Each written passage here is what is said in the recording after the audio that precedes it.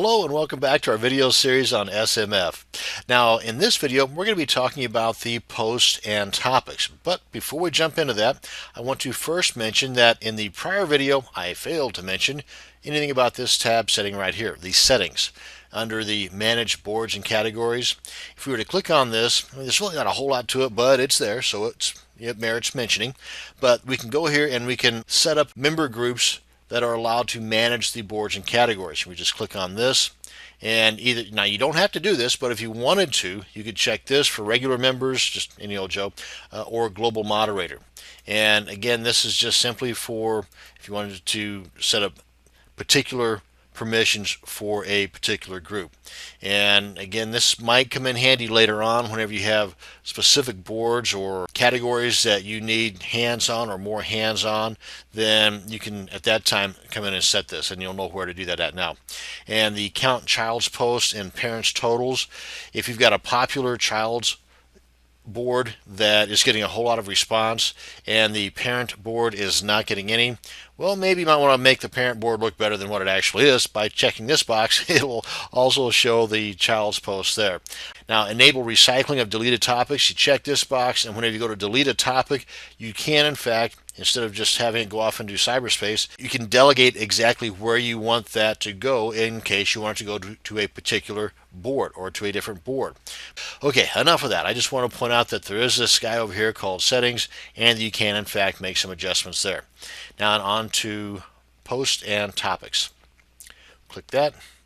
And here there's not a whole bunch to this beyond the common sense, self-explanatory, remove nested quotes when posting.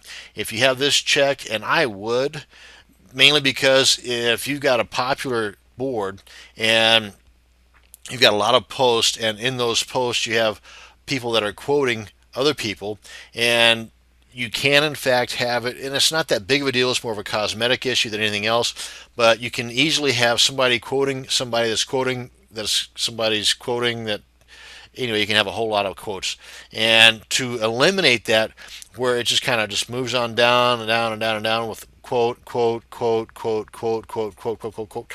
If you have this box here checked, then you'll only have showing the quoted last person, not the train of quotes prior to that person. So again, you might want to check that. I would anyway. Embed Flash into post. Now this would be pretty cool. You don't see this very often. There's a reason for that, because it's a security risk, or can be.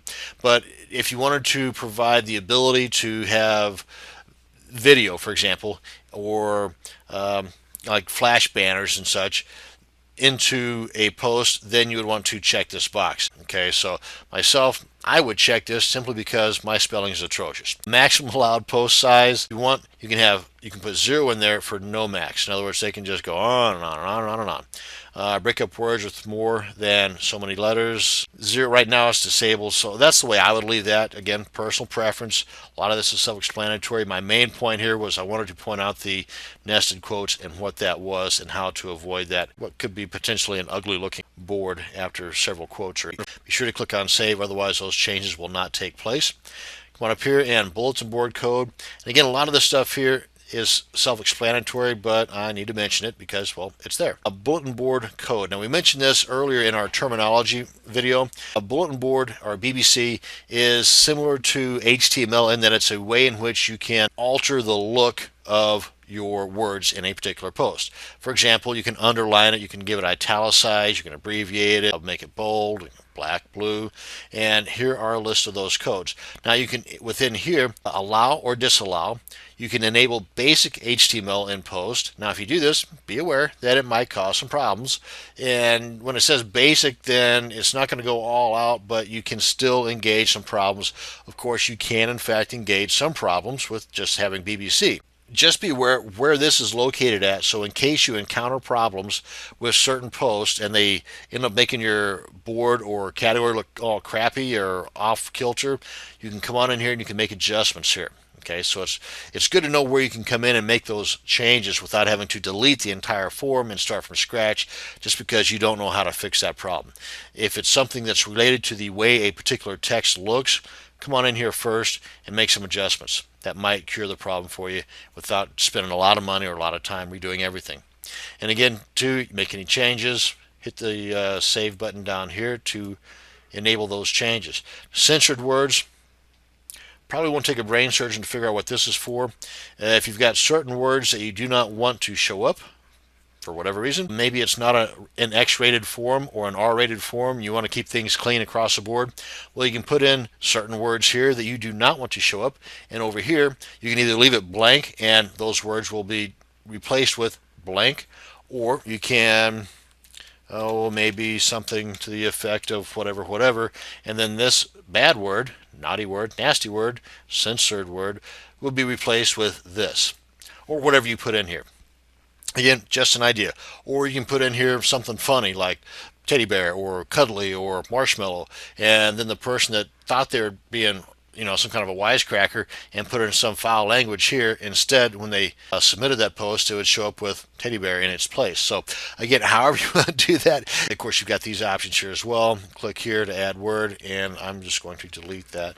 And again, any changes you click on save, and here you can test them, where you can put in the word, click on test, and it will show what you would put in here, just to make doubly sure before you release it on the world.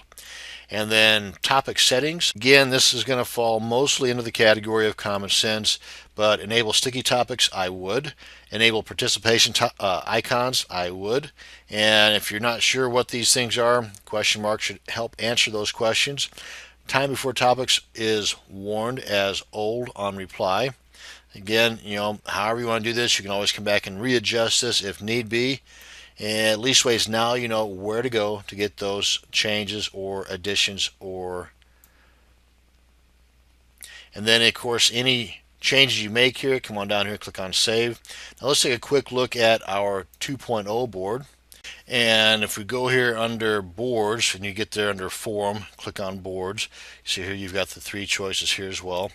But you can come on down here a little bit, and then of course this is the category because we have not adjusted this like we did with our 1.1.7. But you can go here for permissions, go here to move or modify, go here to add board, and then the same whenever you want to add child boards to that board. And again, it's the same thing, just the look is a little bit different, the setup's a little bit different. And if we go to settings, just like we did prior to, same exact thing. And you've got the question mark here if you've got questions about that.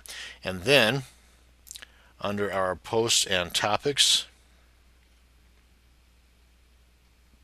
which is right below under form, posts and topics, click on this. You get the same thing here that we did before. Most all this is commonsensical anyway. So that's pretty much it for an introduction to the posts and topics with both the 1.1.7 and the 2.0 version of SMF. I hope you learned something with this video. Thank you very much for watching. Have a great day.